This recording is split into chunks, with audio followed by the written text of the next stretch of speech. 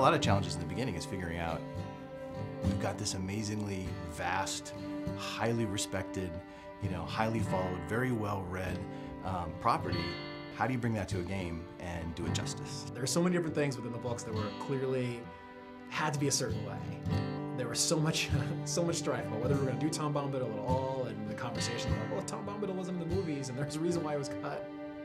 We had a very strong belief on what we thought was going to make this story great. It's such a long road to get to where we are today, and there are so many different things that I can look at now and say, that was definitely the right decision, and Tom Bombadil was definitely the right decision. So at launch, it was, we had 8 regions.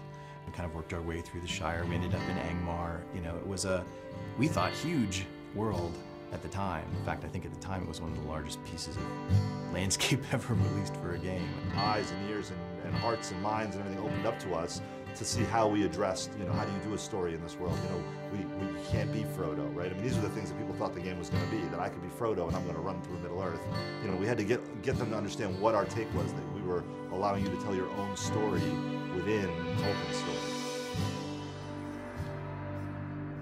Our goal was, this has to look unlike any place that anybody's ever been in an MMO, right? And hopefully also in an RPG, because when you read about Moria, it's this big, huge, giant, expansive, cavernous place. The idea was to use, to make it a landscape space with not one, but 2 separate height maps. So there'd be a height map for the floor and then a height map for the ceiling.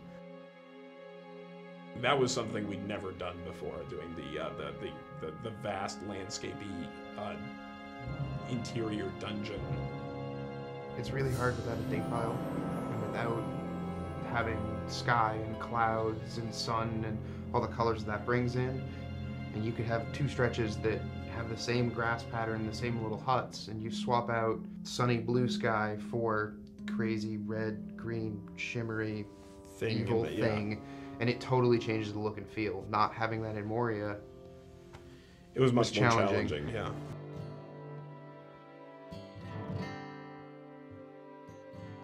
Our primary goal was to, how do we take this amazing game that people love once they get in it, but that there are some basic barriers to entry, like the subscription-only experience, and how do we reinvent what we have so that it retains all of its, grand and glorious nature while addressing an audience that's much bigger. We are standing on a mound of content that is almost 10 years old, going back to when we first started early development of the Turbine.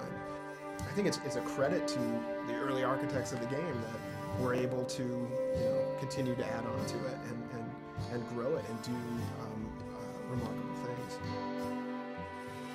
Coming into Rohan, we have a totally new space. We have a totally new way of playing across it. And I think that being able to go out onto these vast plains and ride your war steed and challenge these, mounted bands of marauders, I think we come to a whole new chapter in Middle-earth. This is where the War of the Ring begins. At a high level, we're sort of, the training wheels are coming off, we're out of Eriador, we're east of the Misty Mountains, into the very epic, action-oriented portion of the fiction. And being able to tell that story is extremely exciting.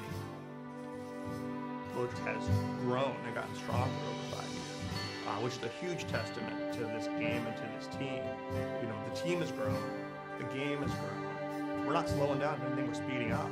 It's going to be a fantastic 2012.